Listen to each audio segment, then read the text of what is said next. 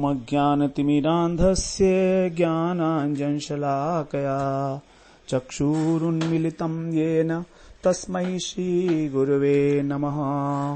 वन्देऽहं श्रीगुरो श्रीयुत्पदकमलं श्रीगुरून् वैष्णवांश्च श्रीरूपं साग्रजातं सहगण रघुनाथान्वितं तं सजीवं साद्वैतं सावधूतं परिजनसहितं कृष्ण चैतन्यदेवं श्रीराधा कृष्णपादान् सहगण ललिता श्रीविशाखान्वितांश्च तमादिदेवं करुणानिधानं तमालवर्णं सुहितावतारम् अपार संसार समुद्र सेतुं भजामहे भागवत स्वरूपम्।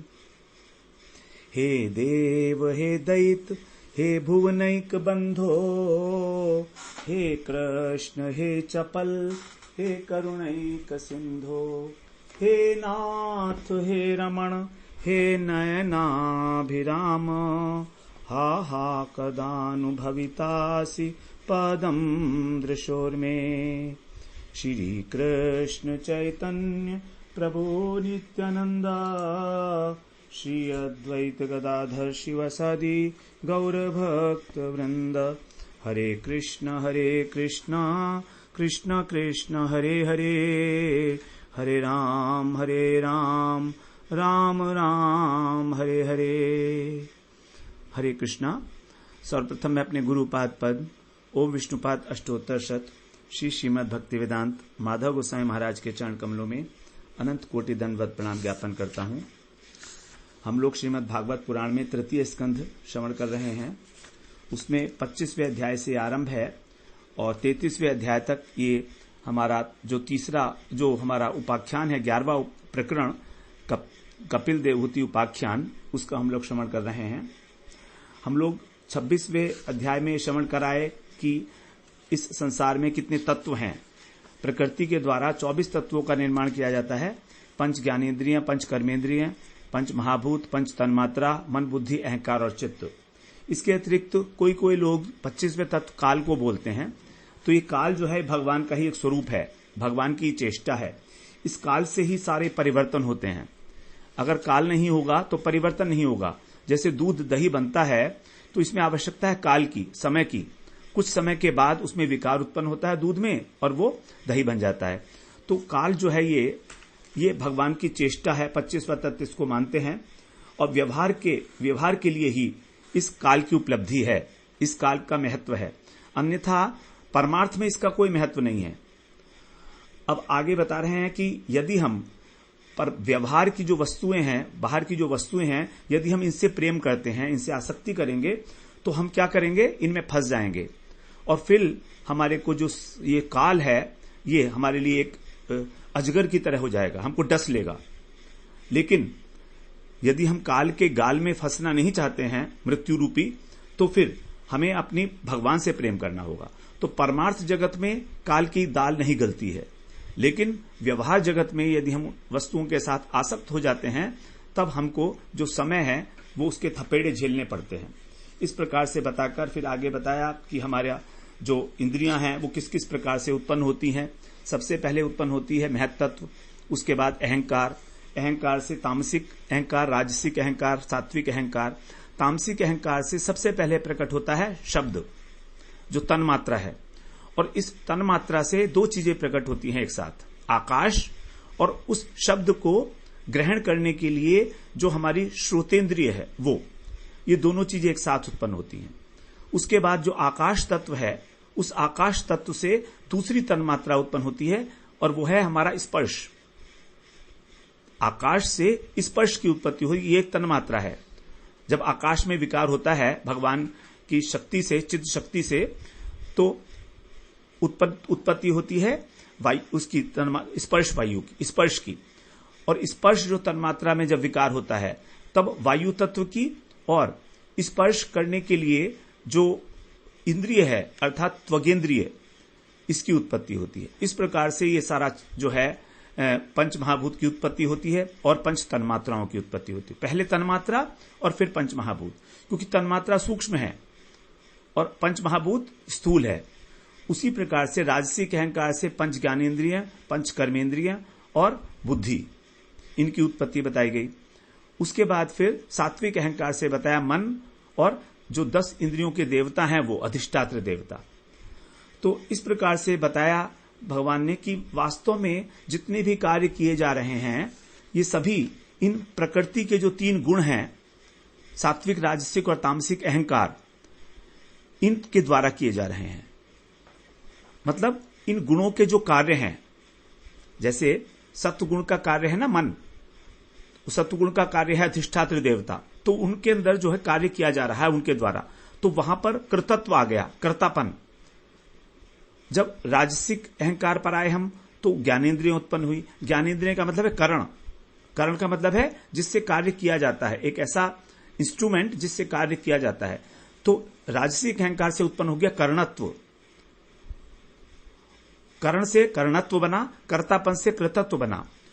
और तामसिक अहंकार से पंच महाभूत बने। पंच महाभूत के मिलने से ही इस संसार के सारे पदार्थ बनते हैं। तो जो कार्य होता है वो होता है तामसिक अहंकार से। तो कार्यत्व जो है वो तामसिक अहंकार से होता है। तो अब कार्यत्व, कर्णत्व, अकृतत्व ये सब प्रकृति में है।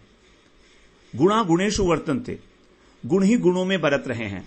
इसका मतलब यह है कि गुण अपने अपने जो कार्य हैं उनके उनमें बरत रहे हैं। गुण गुणों में बरतने का मतलब यही है कि सात्विक अहंकार, राजसिक अहंकार, तामसिक अहंकार ये तो हो गए गुण, और जो इनके कार्य हैं वो भी, उनको भी गुण कह दिया गया। तो यहां पर इंद्रियों को, मन को, बुद्धि को, इस सबको भी गुण कह दिया गया। कहा जा सकता है, कहा जा सकता है, क्योंकि जो सबऑर्डिनेट होता है वो अपने बॉस के अंडर में होता है। तो अगर कार्य नहीं है, अगर कारण नहीं है तो कार्य भी नहीं है। तो कार्य को कभी कभी कारण भी कह दिया जाता है। जैसे ये प्रकृति जो संसार है, ये संसार बनाया प्रकृति ने, माया ने, लेकिन हम कहते हैं ये भगवान का संसार है। भगवान ने नहीं बनाया, बनाया प्रकृति ने है। लेकिन क्योंकि भगवान इसके मूल कारण हैं, इसलिए ये कहना कि ये जगत भगवान का है, ये भी कोई गलत बात नहीं है। तो भगवान ने भी बनाया, प्रकृति ने भी बनाया है। वास्तव में भगवान की अध्यक्षता में प्रकृति ने बनाया है। तो दोनों बातें ठीक हैं। तो इसीलिए इस जगत को कहा गया भगवत स्वरूप। भगवत स्वरूप है ये जगत, क्योंकि भगवान ही इसके कारण है। निमित्त कारण, उपादान कारण भगवान होने के कारण इस जगत को कहा गया ये जगत जो है भगवत रूप है। तो इसमें कोई दोष नहीं है। उसी प्रकार से जो गुणों के द्वारा कार्य हैं, इंद्रिय, उनको भी गुण ही कह दिया गया है। तो गुणा गुणेषु वर्तन्ते जो गीता में कहा गया कि गुण ही गुणों में बरत रहे हैं, इसका यही मतलब है कि सात्विक, राजसिक, अहंकार ये 3 गुण अपने अपने कार्यों में, अर्थात मन, इंद्रिय और पंच महाभूत इत्यादि में ही बरत रहे हैं। अर्थात उनके द्वारा ही सारे कार्य निष्पन्न हो रहे हैं। इसमें आत्मा का कहीं कोई लेना देना ही नहीं है। अब जब आत्मा को कोई लेना देना नहीं है तो फिर हम अपने आप को कर्ता क्यों माने? हम कर्ता नहीं है। कर्ता तो प्रकृति है, प्रकृति के गुण, प्रकृति के गुणों के कार्य। तो हम अपने को जब कर्ता मानते हैं तो ये बेईमानी की बात हो गई। और यही बेईमानी हमको इस संसार के अंदर घुमाती है आवागमन में। इतनी छोटी सी बात है, समझ लीजिए। अगर नहीं समझे तो फिर समझ में नहीं आएगी। हमारा प्रकृति से कोई लेना देना नहीं है, दूर दूर तक। आत्मा भगवान का अंश है। प्रकृति ने हमको शरीर उत्पन्न करके दिया, उस शरीर के अंदर यह आत्मा रहती है, ठीक है, इतना ही, बस इतना ही। अब इन दोनों का आपस में कोई संबंध नहीं है, सजातीय नहीं है।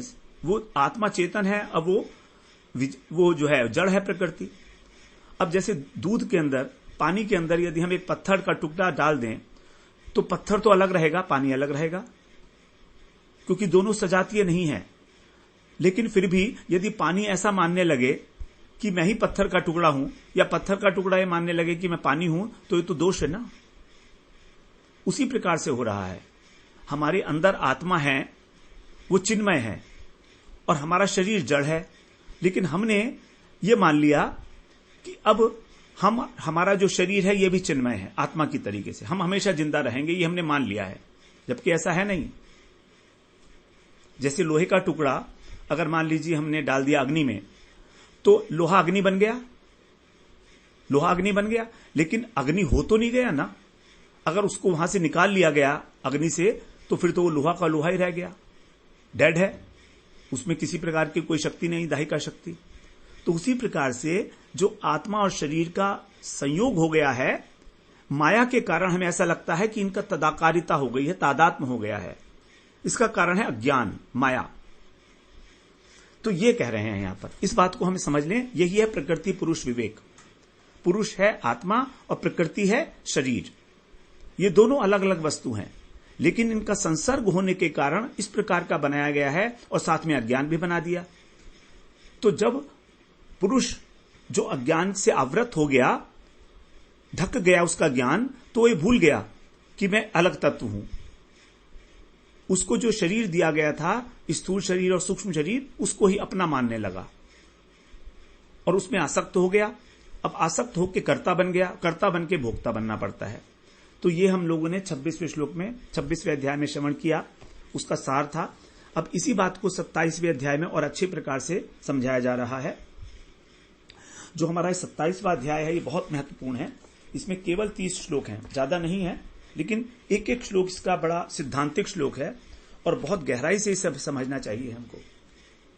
इस श्लोक के अंदर भगवान ने प्रकृति पुरुष विवेक को धारण करके किस प्रकार से भगवत धाम की प्राप्ति की जा सकती है ये बताया है, प्रोसीजर। तो that is very very important कि हम प्रकृति और पुरुष इस ज्ञान का आश्रय ले लें। अब ये तत्व ज्ञान हो गया, इस ज्ञान का आश्रय लेकर हमको किस प्रकार भगवत धाम की प्राप्ति हो सकती है, ये पूरा का पूरा 27वें अध्याय में बताया गया है। तो पहले अध्याय से ही हम लोग अब श्रवण करते हैं। कह रहे हैं, श्री भगवान उवाच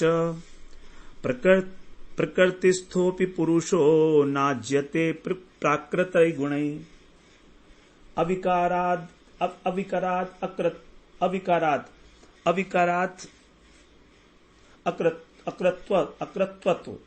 अकृत्वत्वात् निर्गुणत्वात् जलार्कवत्। यहां पर 3 चीजें हैं, अविकारात्, अकृत्वत्वात् और निर्गुणत्वात्। तो कह रहे हैं यहां पर कि प्रकृति स्थितो अपि, प्रकृति में स्थित होने पर भी, अर्थात इस शरीर में स्थित होने पर भी, प्रकृति का मतलब समझिए प्रकृति का कार्य, और प्रकृति का कार्य है हमारा शरीर और संसार, जो दोनों जड़ हैं। तो इस प्रकृति में स्थित होने पर भी जो पुरुष है अर्थात जो आत्मा है, वो अविकारात, निर्विकार होने के कारण, अकृत्वात्, अकर्ता होने के कारण, निर्गुणत्वात्, निर्गुण होने के कारण। इस आत्मा के 3 गुण बताए, अविकारी है और अकर्ता है और निर्गुण है। बहुत गहराई से इन बातों को सुनेंगे हम लोग। अकर्ता है हमारी आत्मा, उसमें किसी प्रकार का विकार नहीं होता है और उसके अंदर कोई गुण नहीं है प्रकृति का, अर्थात उसका प्रकृति से कोई संबंध नहीं है। इसलिए कह रहे हैं प्राकृतिक गुणई, जो प्रकृति के गुण हैं, 3 गुण हैं, सत्गुण रजोगुण तमोगुण, उनसे न अज्यते, लिप्त नहीं होता। जो आत्मा है ये इनसे लिप्त नहीं होता है।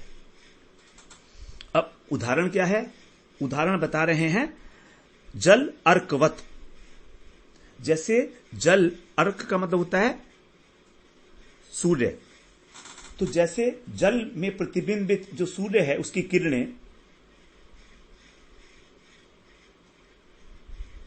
किरणें, जब जल की, जिस प्रकार जल की शीतलता और वायु के वेग में होने वाले कंपन से लिप्त नहीं होती। जल के अंदर कंपन भी होता है और वायु के वेग से भी होता है, उसमें कंपन होता है जल के अंदर। तो उसकी जो किरणें हैं वो उसमें लिप्त नहीं होती, किरणों में किसी प्रकार का कोई कंपन नहीं होता है। उसी प्रकार से ये जो शुद्ध जीवात्मा है, चाहे इसको किसी भी शरीर दे दिया जाए, मनुष्य का शरीर हो, देवता का हो, पशु पक्षी का हो, इनमें स्थित रहने पर भी ये निर्विकार है, अकर्ता है और निर्गुण है।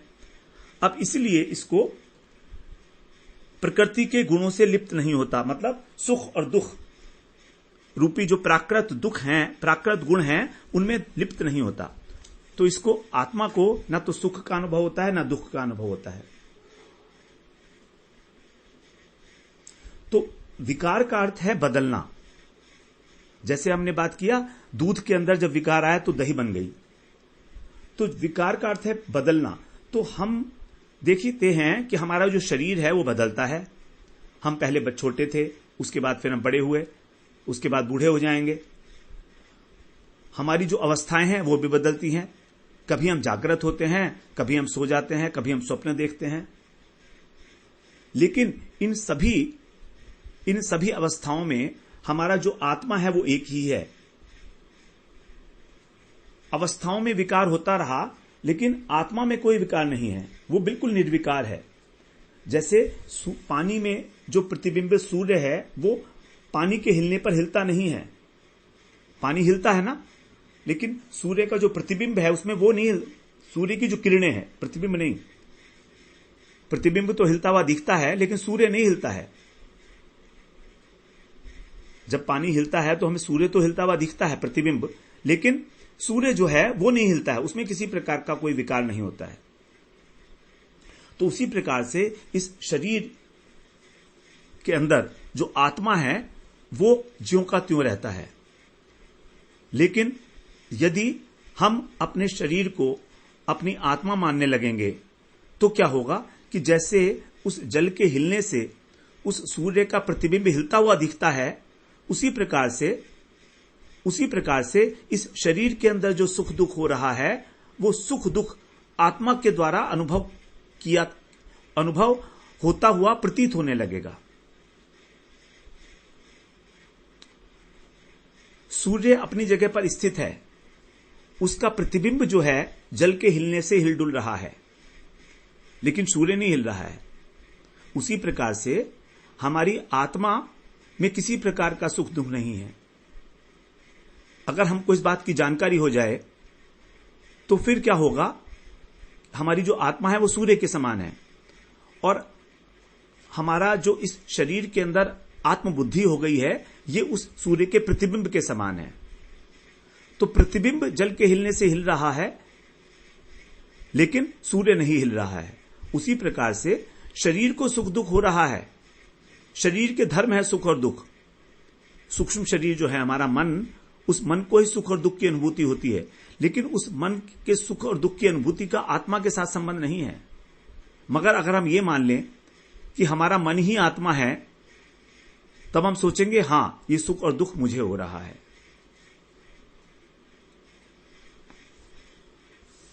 आगे दूसरे श्लोक में बोल रहे हैं भगवान, बड़ी गहरी गहरी बातें हैं, एक बार समझ में आ जाए तो बहुत बढ़िया हो जाए। एक ही बात समझ में आ जाए, एक ही श्लोक, तो कल्याण हो जाए हमारा। अब आगे कह रहे हैं, स एव यर्हि प्रकृतिर गुणेषु अभिविसज्जते अहंकार विमूढ़ात्मा कर्ताहमिति मन्यते। जो इसकी दूसरी लाइन है, अहंकार विमूढ़ात्मा कर्ताहमिति मन्यते, बिल्कुल वही है जो भगवान ने गीता में कही है, 3 अध्याय का 27वां श्लोक, कि जो अहंकार के द्वारा विमूढ़ आत्मा है, जो व्यक्ति है इस प्रकार का, वो जिसकी आत्मा अहंकार के कारण, अहंकार क्या है, सूक्ष्म शरीर, तो जिसकी आत्मा उस अहंकार से ढक गई है, उसको कहा कि अहंकार विमूढ़ आत्मा, वो अपने को अहंकार ही मान रहा है। वो जैसे हम लोग हैं, हमारे अंदर ये अहंकार है कि हम पुरुष हैं, तो अब हम पुरुष नहीं है, वास्तव में हम आत्मा हैं। तो जिसकी आत्मा ये अहंकार कर ली कि वो पुरुष है, वो धनी है, वो विद्वान है, तो इस प्रकार का जिसने अहंकार को अपने ऊपर आरोपित कर लिया, ऐसी आत्मा कर्ता है मिति मन्यते, अपने को कर्ता मानने लगती है। ऐसी आत्मा कर्ता अहम, मैं करता हूं, मैं का मतलब आत्मा, मैं करता हूं ऐसा मान लेता है, लेकिन वास्तव में करता नहीं है। आत्मा तो अकर्ता है, उससे पहले ही कहा है, उससे पहले ही कह दिया गया, अकृत्वात्, अकृतत्वात्, अकर्ता है आत्मा। तो इसी को इसलिए कह रहे हैं अहंकार विमूढ़ आत्मा, जो विमोहित हो चुका है। विमूढ़ का मतलब अच्छी प्रकार से जो माया के वश में हो चुका है। बिल्कुल ढक गया है उसका स्वरूप, उसके लिए कहा है। तो स एष, यही, वही, स माने वही, यह जो है, एष माने यह, यर्हि, यर्हि माने जब, प्रकृते गुणेशु, प्रकृति के गुणों में, गुणेशु में सप्तमी विभक्ति है, गुणा गुणेशु वर्तन्त, तीसरे अध्याय में भी आया है। तो जब प्रकृति के गुणों में अहम क्रिया, अहम क्रिया मतलब अपनी क्रिया मानने लगता है, कर्तृत्व मानने लगता है कि मैंने किया है, तब वो विमूढ़ हो जाता है। विमूढ़ आत्मा, उसका चित्त जो है विमूढ़ हो जाता है। विमूढ़ का मतलब है अच्छे प्रकार से मूढ़ हो जाना। अभिविसर्जते, अत्यंत लिप्त हो जाता है वो, किसमें? गुणों में। कर्ता अस्मि, मैं करने वाला हूं, इस प्रकार का और मानने लगता है। कर्ता हम इति मन्यते, कहीं कहीं पर इसमें लिखा हुआ है कर्ता हम इति मन्यते के बदले कर्ता अस्मि इति मन्यत, कर्ता अस्मि इति अभिमन्यते, ये भी लिखा हुआ है। भागवत में यही है, कर्ता अस्मि इति अभिमन्यते। हमारी भागवत गीता में अहम है, तो एक ही बात है। कर्ता अस्मि माने मैं करता हूं, इति अभिमन्यते, ऐसा अच्छी प्रकार से मानने लगता है। अभिमन्यते मतलब और अच्छे प्रकार से, बिल्कुल पक्का कि मैं ही काम कर रहा हूं और कोई नहीं कर रहा है, जबकि करता है तो भी। तो प्रकृति के गुणों को अपना गुण मानकर, स्वयं को कर्ता मानकर, इस आसक्ति के कारण ही वो बंध जाता है इससे, और कोई कारण नहीं है, केवल एक ही कारण है। जबकि आत्मा किसी भी प्रकार से संबद्ध नहीं है, तो भी वो तो वास्तव में साक्षी मात्र है, केवल निर्विकारी है। जैसे हम कई बार देखते हैं, सपने में देखते हैं, कई बार हमारी मृत्यु हो गई है, देखते हैं हम। अब लोग ये भी देखते हैं कि हमें लोग शमशान में ले गए हैं, हमें जला रहे हैं, वहां पर हमारी चिता जल रही है, सब देख रहे हैं। तो ये विचार भी बाद में उठना चाहिए हमारे मन में कि जब मैं मर गया था, मेरा शरीर जल रहा था, तो मैं कौन था, मैं कहां है वो? तो वो तो एक स्वप्न की भांति मिथ्या है ना, मोहित हो चुका है वो अज्ञान के कारण स्वप्न में, इसीलिए वो अपने को मरा हुआ देख रहा है, लेकिन वो है नहीं, वो तो जिंदा है अभी।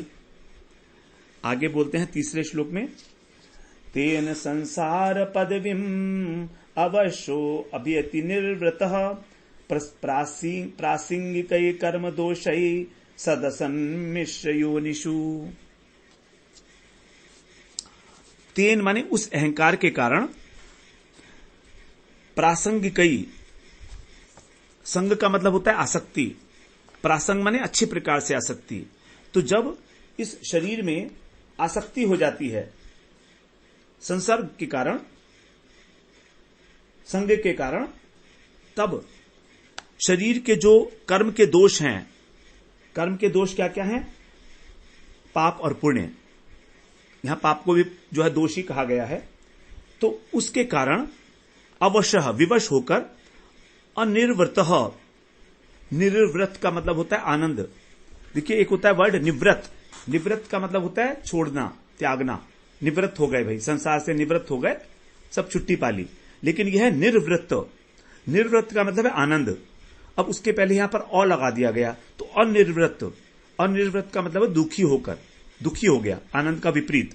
तो दुखी होकर सत, असत और मिश्र, ये तीन प्रकार की जो योनियां हैं, अर्थात सात्विक, राजसिक और तामसिक, देवता योनि, मनुष्य योनि और असुर योनि, इन तीनों के अंदर संसार पदवीम, इस संसार में अभ्यति, बार बार जन्म लेता रहता है।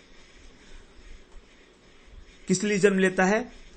कर्म दोष के कारण, कर्म दोष से विवश हो जाता है। कर्म दोष का मतलब पाप और पुण्य, उसको भोगने के लिए।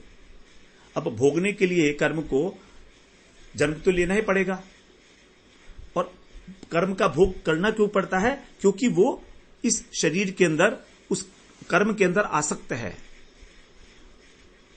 राग और द्वेष कर रहा है उस कर्म से, शरीर से, व्यक्तियों से, पदार्थों से। तो इस संसार में आने का कारण है हमारे जो कर्म हो रहे हैं, पाप और पुण्य, वो, और उन कर्मों के अंदर अत्यंत आसक्ति हो जाना, कर्म के फल की इच्छा करना, कर्म के अंदर ही आसक्त हो जाना, जिसको भगवान ने कहा कर्मणे वाधिकारस्ते मां फलेषु कदाचन। तो तुम कर्म का हेतु भी मत बनो, मतलब तुम उसको फल को भोगने वाले मत बनो, तुम्हारा अधिकार ही नहीं है उसके अंदर। और कर्म के अंदर भी तुम आसक्त मत हो, वरना तुम्हारे अंदर कर्तापन का भी माना जाएगा, मैंने किया ये काम, मैंने किया। कुछ लोग ऐसे भी होते हैं ना जो काम करते हैं और कहते हैं हमको फल नहीं चाहिए, लेकिन काम करने का पूरा अहंकार होता है उनके ऊपर कि हमने किया है ये काम, ठीक है, फल इसका कोई भी भोगे। जो सामाजिक कार्यकर्ता होते हैं वो ऐसे होते हैं, उसका सामाजिक कार्यकर्ता में फल तो समाज को मिलना है, लेकिन जो कर्म है वो उसके अंदर आसक्त हो जाते हैं और कर्तापन का अभिमान कर बैठते हैं, तो कर्म का हेतु बन गए वो। तो कह रहे हैं ये होता है हमारा संसर्ग के कारण, प्रकृति के आसक्ति के कारण। प्रासंगिकई, बड़ी गहरी बात है प्रासंगिकई। पहले बताया गया है कि यही आसक्ति जब संसार में, कर्मों में, व्यक्तियों में, पदार्थों में ना होकर भगवान के भक्तों में हो जाती है तो हमारे मोक्ष का कारण बन जाती है। और जब यही जो है हमारी संसार में हो जाती है तो हमारे बंधन का कारण बन जाती है। तो इस प्रकार से वो अपना सारा जो भी उसके अंदर स्वाधीनता है, शांति है, वो खो बैठता है। इसलिए बोलते हैं अवश्य हो जाता है, अवश्य की भांति। और मध्यम, उत्तम और नीच योनियों में उत्पन्न करके होके और संसार में भ्रमण करता रहता है। अभ्यति चौथे श्लोक में बोलते हैं, ह्य विद्यमानेऽपि संसृतिर्न निवर्तते ध्यायतो विषयानस्य स्वप्नेनार्थागमो यथा। भगवान यहां पर बड़ी उदाहरण देकर समझा रहे हैं सारी बातें। जैसे, यथा माने जैसे, स्वप्ने माने स्वप्न में, अनर्थ आगम, अनेक प्रकार के अनर्थ आते हैं, कष्ट आते हैं हमको, असत्य वस्तुएं हम लोग देखते हैं, लेकिन ही अर्थे अद्यमाने अविद्यमाने, उन पदार्थों की सत्ता नहीं होती है, न होने पर भी विषयान ध्यायतः, भोगों का चिंतन करते करते जीव इतना आसक्त हो जाता है कि अस्य संसृति, उसका जो जन्म और मरण का चक्र है ये न निवर्तते, मिटता नहीं है। तो स्वप्न के अंदर असत्य वस्तु सत्य प्रतीत होती हैं, जैसे उसी प्रकार से विषयों का चिंतन करते करते जीव इतना आसक्त हो गया कि अब वो अविद्याग्रस्त कर ली उसको माया, और माया के कारण वो अवास्तव वस्तुओं में वास्तव वस्तु का भ्रम करता है। वो सोचता है कि बस यही मेरे आश्रय हैं, यदि ये नहीं रहेंगे तो मैं मर जाऊंगा, ऐसा सोचता है। इतनी अधिक आसक्ति हो जाती है। तो ऐसे व्यक्तियों का, ऐसे जीवों का कभी भी संसार से निवृत्ति नहीं हो पाती। तो बिल्कुल हमारा अनर्थ वैसे ही है जो हम अनर्थ कर रहे हैं। अनर्थ का मतलब है यहां पर जो कष्ट हैं हमारे जीवन के, सुख और दुख, ये उसी प्रकार से आ रहे हैं जिस प्रकार से स्वप्न के अंदर हमको कष्ट मिलता है। मन का खेल है ये, केवल मन का खेल, उसी को यहां पर बताया गया है। तो संसार से निवृत्ति न होने का कारण यहां बता दिया, विषयों का चिंतन। विषयान ध्यायतः, भगवत गीता में भी कहा, ध्यायतो विषयान पुंसः संगस्तेषु उपजायते। जब हम बार बार किसी वस्तु का ध्यान करते हैं तो उसमें आसक्ति हो जाती है। तो जब तक ध्यान नहीं करेंगे आसक्ति नहीं होगी, और ध्यान भी निरंतर लंबे समय तक, थोड़ी देर ध्यान भी किया तो आसक्ति नहीं होगी। कोई चीज मान लीजिए हम मार्केट जा रहे थे, हमने देखी तो अच्छी लगी, देखा उसको एक बार, बस इतना, आगे कुछ नहीं सोचा उसके बारे में, तो हमारी आसक्ति नहीं हुई। लेकिन हमने मार्केट में देखा, फिर सोचते रहे उसके बारे में, उसके बाद फिर अगले दिन जाकर उसको देखते हैं, फिर उसके बारे में देखते हैं क्या है, क्या फायदा है इसका, कितने रुपए की है, कैसे मिलेगी, क्या है, ये चिंतन हो गया। तो हमारा जो मन है वो हमेशा चिंतन करता रहता है विषयों का, संसार के, और उसमें इतना तन्मय हो जाता है, इतना तन्मय हो जाता है कि उसे पता ही नहीं लगता। वो उन वस्तुओं को ही अपना एक्सटेंशन समझने लगता है। वो सोचता है कि अगर ये वस्तु मुझे नहीं मिली तो मैं मर जाऊंगा, मेरा अस्तित्व खत्म हो जाएगा। इतना तादात्म्य हो जाता है उसका, छोटी छोटी सी बातों में, छोटी छोटी सी चीजों में उसे ऐसा लगने लगता है। इतनी जबरदस्त तदाकारिता हमारी विषयों के अंदर हो जाती है। उदाहरण के लिए जरा देखिए, जैसे मान लीजिए हम पिक्चर देखते हैं जब पिक्चर हॉल में, तो अब कितने तन्मय हो जाते हैं। हमें मालूम है कि सामने पर्दे पर जो है वो छाया है, एक केवल छाया है जिसमें अभिनय किया जा रहा है, केवल अभिनय है, और वो अभिनय करने वाला भी अभिनय कर रहा है, एक्चुअल में नहीं रो रहा है। हम उसको रोते हुए देखते हैं वहां पर। तो इस प्रकार का वातावरण बना दिया जाता है पिक्चर हॉल में, अंधेरा करके और सब कुछ, कि जब हम उसे देखते हैं रोता हुआ तो हम सोचते हैं हाँ ये वास्तव में रो रहा है, जबकि हमें मालूम है कि ये छाया है, और ये छाया भी असली नहीं है। जो फोटो लिया गया है ये भी नकली है, ये भी बंदा भी नकली है सारा। इसके जीवन में कोई दुख नहीं है, लेकिन यहां दिखा रहा है रो रहा है। अभी यहां से छुट्टी पाकर और पूरा का पूरा हंसेगा, कूदेगा, खेलेगा। तो उसके जीवन का दुख देख के हम इतने तन्मय हो जाते हैं कि हम भी रोने लगते हैं। वो हंसता है तो हम भी हंसने लगते हैं। प्रकृति के दृश्यों को हम देखते हैं, वेकेशंस पे जाते हैं, हिल स्टेशन जाते हैं, इधर उधर जाते हैं, इतने तन्मय हो जाते हैं। तो उनका मरना पिक्चर हॉल में, किसी हीरो का, हीरोइन का, उनका खुश होना, वो हमें अपना लगने लगता है। यही है तन्मयता। जबकि वास्तव में हमारा उनसे कोई लेना देना नहीं है, दूर दूर तक भी कोई मतलब नहीं है, कोई भी मतलब नहीं है। तो भी हम रो रहे हैं, तो भी हम हंस रहे हैं। और यही बात बिल्कुल ऐसे यहां पर हो रही है कि हमारे द्वारा जो भी कर्म किए जा रहे हैं, सुख और दुख हो रहे हैं, उससे हमारा कोई लेना देना नहीं है, लेकिन हम सुखी दुखी हो रहे हैं। और कारण है तन्मयता, तदाकारिता। ये मन का जो स्वभाव है वो यही है। पहले हम लोगों ने बात की थी, मन में एक गुण होता है, चित्त में भी एक गुण होता है तदाकारिता का, कि मन में जो चीज बैठ गई, चित्त में जो चीज बैठ गई, वो उसी का आकार ग्रहण कर लेता है।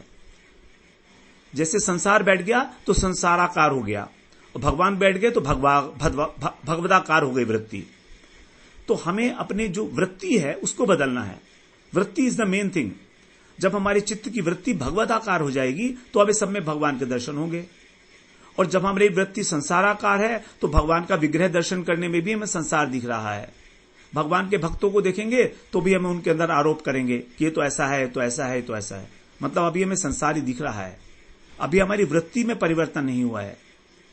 तो आवश्यकता है कि हम किस दृष्टिकोण से देख रहे हैं। अब 5वें श्लोक में कह रहे हैं, अतएव शनैश्चित्तम प्रसक्तमसतां पथि भक्ति योगेन त्रिवेण विरक्तया च नयेद्वशम। बड़ी गहरी बात। अतः क्या करना है? अब ये बात तो समझ में आ गई कि जब तक हम विषयों का चिंतन नहीं छोड़ेंगे, उनमें आसक्ति नहीं खत्म होगी। जब तक आसक्ति खत्म नहीं होगी, हमारा संसार चक्र नहीं होगा। इसलिए क्या करें? कह रहे हैं अतएव। जब चित्त विषयों के ऊपर धावित होता है, भागता है, तो क्या करना है उसको? शनैश्चित्तम, धीरे धीरे, तेजी के साथ नहीं, जो प्रसक्त है, असताम पथि, असताम का मतलब विषय के रास्ते में, उस रास्ते में जो बुरी तरीके से फंसा हुआ है हमारा चित्त, उसको क्या करना है हमको? धीरे धीरे असत मार्ग से और भक्ति योगेन, भक्ति के द्वारा, त्रिवेण, तीव्रता के साथ। तीव्रता क्या है? विरक्ति के साथ। देखिए बड़ी महत्वपूर्ण बात। भक्ति योग और तीव्र वैराग्य के साथ नयत माने उसको ले आए। कहां ले आए? वशम, अपने वश में ले आए। बहुत गहराई से समझिए ये बात। केवल भक्ति योग नहीं बताया है यहां पर भगवान ने। भक्ति योगे ने और त्रिवेण विरक्त्या, तीव्र विरक्ति के द्वारा। जब तक विरक्ति नहीं होगी तब तक भक्ति योग से भी हमको फायदा नहीं हो रहा, और ऐसा हो रहा है, देखा जा रहा है, सब जगह यही है। विरक्ति नहीं है हृदय के अंदर कहीं भी। साधन का क्या मार्ग होगा? जो हमारा मन ये दुष्ट संसार में फंसा हुआ है, दुष्ट मार्ग में फंसा है, वहां से इसको कैसे हटाएं? तीव्र भक्ति योग और तीव्र वैराग्य। यहां पर तीव्रता जो है उसको दोनों के ऊपर घटित किया जा सकता है, क्योंकि तीव्रेण भक्ति योगेन से भी पहले है और विरक्तिया से भी पहले है। और त्रिवेण जो है अपने आप पे तृतीया विभक्ति है। तो त्रिवेण जो है केवल विशेषण मात्र नहीं है भक्ति का और विरक्ति का। त्रिवेण लिखा है, तीव्र नहीं लिखा है। तीव्र लिखते तो विशेषण हो जाता। तो तीव्रता is a part of it. जब तक तीव्रता नहीं आएगी तब तक भक्ति के अंदर भी और विरक्ति के अंदर भी। तो ये इसको बोलते हैं देहरी दीपक न्याय, कि जब देहरी के ऊपर दीपक लगा होता है तो दोनों कमरों में प्रकाश चला जाता है। उसी प्रकार से जो त्रिवेण है ये भक्ति योग के साथ भी लगाएंगे और विरक्ति के साथ भी लगाएंगे। तो मतलब यह है कि एक ओर तो हमें डबल काम करना है, एक ओर तो हमको भगवान के साथ जोड़ना है और दूसरी ओर संसार से हटाना है। दोनों काम एक साथ करने पड़ेंगे, तब मन शुद्ध होगा हमारा। हरिसो जोड़ियो सबन से तोड़ो, मैं अपनो मन हरिसो जोड़ो। हरिसो जोड़ो कब? जब सबन से तोड़ो। जब सबके साथ टूटेगा नहीं तो भगवान से जुड़ेगा कैसे? अंदर अंदर हमारे को सबके साथ तोड़ना ही पड़ेगा। हमारे पास और बहुत ऑप्शंस नहीं है कि हमारे पास कुछ ऑप्शंस हो कि हम कर पाए, होगा नहीं। हमारे अंदर जो भक्ति के अंदर प्रोग्रेस नहीं हो रही है उसका एकमात्र एक ही कारण है, वैराग्य की भावना नहीं आ रही है, विरक्ति नहीं आ रही है संसार से। मन की आसक्ति या तो संसार से होगी और भगवान से होगी, ये दोनों विपरीत वस्तुएं हैं। संसार जड़ है, मन भगवान चेतन तत्व है, और मन जो है चेतना भास है। इन दोनों के बीच की वस्तु है। तो अब इन दोनों के बीच की वस्तु होने के कारण ये संसार में भी जा सकता है और भगवान में भी जा सकता है। लेकिन संसार में तो जाएगा, अधोगामी है, नीचे नेचुरली जाएगा, नेचुरल टेंडेंसी है, क्योंकि हम संसार में आए हैं, भोग वांछा थी तभी हमारे को माया ने झपटा। लेकिन भगवान की ओर ले जाने के लिए यत्न करना पड़ेगा। तो दोनों बातें एक साथ करनी होंगी। ये कहा जाएगा आगे कि जब भक्ति की जाती है तो विरक्ति संसार से अपने आप हो जाएगी, हमको आनंद भी मिलेगा। बहुत अच्छी बात है, वो होगा, ऐसा होगा। लेकिन कब? जब भक्ति की जाएगी। लेकिन अभी हम भक्ति नहीं कर रहे हैं। एक बहुत बड़ा भ्रम है हमारे अंदर कि हम भक्ति कर रहे हैं। ये बहुत बड़ा भ्रम है केवल। हम भक्ति बिल्कुल नहीं कर रहे हैं। भक्ति का मतलब ही समझ रहे नहीं। भक्ति का मतलब है प्रेममयी सेवा। ना तो हमें भगवान से प्रेम है, और ऊपर से जो हम सेवा कर रहे हैं वो लोगों से गाते फिरते हैं कि आज मैंने भगवान की इतनी सेवा की। ये बड़ा कॉमन सा डायलॉग है भक्तों के अंदर कि आज मेरी 3 घंटे की सेवा थी मंदिर में, आज मेरी 1 घंटे की सेवा थी, आज मेरा सेवा का कार्य है, मैंने आज ग्रंथ की सेवा की 4 घंटे 2 घंटे। ये क्या सेवा है? ये तो सेवा ही नहीं। जब आपने उसको टाइम में एलोकेट कर दिया तो सेवा कहां है? क्या मां कभी ये कहती है कि मैंने अपने बेटे की 4 घंटे सेवा की, या रात को मैं उसकी पॉटी साफ किया, बुखार था उसको, सारी रात जागी कितने घंटे? क्या अपनी सहेलियों से ऐसा बोलती है मां? क्या एक बाप ऐसा बोलता है कि मैंने इसको इतना बड़ा किया है, मैंने अपना सब कुछ बेच दिया, ये किया है वो किया है, इतने घंटे बर्बाद कर दिए अपनी जिंदगी के? जब एक लौकिक माता पिता अपने पुत्र के लिए भी ऐसा नहीं बोलते, तो हम उस चिन्मय तत्व की सेवा करके भी अपनी सेवा को लोगों से गाते फिरते हैं। ये क्या सेवा है? ये क्या भक्ति का अंग है? ये भक्ति नहीं है, नहीं है, नहीं है। मैं तो ऐसा समझता हूं। इसलिए मैं बड़ी कठोरता से बोल रहा हूं आपसे, क्योंकि आपके मन से भ्रम निकलना चाहिए कि आप भक्ति कर रहे हैं। आप भक्ति नहीं कर रहे हैं, हम भक्ति नहीं कर रहे हैं। अब मैं भक्ति नहीं कर रहा हूं, बिल्कुल स्पष्ट है मुझे, मैं मालूम है। जब मेरा भगवान से प्रेम हो जाएगा तब मेरी भक्ति आरंभ होगी। अभी मुझे प्रेम नहीं है भगवान से। कहते हैं कि भक्ति कर रहे हैं क्योंकि भक्ति लक्ष्य है। अब जैसे इंजीनियरिंग में जब एडमिशन होता है फर्स्ट ईयर में ही, तो उसके गांव वाले लोग बोलते हैं और आइए इंजीनियर साहब, तो क्या वो इंजीनियर बन गया? अरे भाई वो भी पढ़ाई कर रहा है। आइए डॉक्टर साहब, अभी फर्स्ट ईयर में एडमिशन हुआ है डॉक्टरी में, he has miles to go, 8 साल लगेंगे उसको डॉक्टर बनने में एक, और उसको बोलते हैं आइए डॉक्टर साहब। तो क्योंकि उस लक्ष्य है उसका, इसीलिए उसको कह दिया गया है, बस इतना। तो इसी बात को हम आगे भगवान अब बताएंगे तरीका क्या है इस बात को। त्रिवेण भक्ति योगेन और त्रिवेण विरक्तया, इसका क्या साधन है? बड़ा सुंदर आगे के श्लोक हैं हमारे, 6 श्लोक हैं एक, तो उसके अंदर पूरा साधन बताएंगे भगवान। बहुत अच्छे श्लोक हैं। वांछा कल्पतरुभ्यश्च कृपा सिंधुभ्य एव च पतितानां पावनेभ्यो वैष्णवेभ्यो नमो नमः।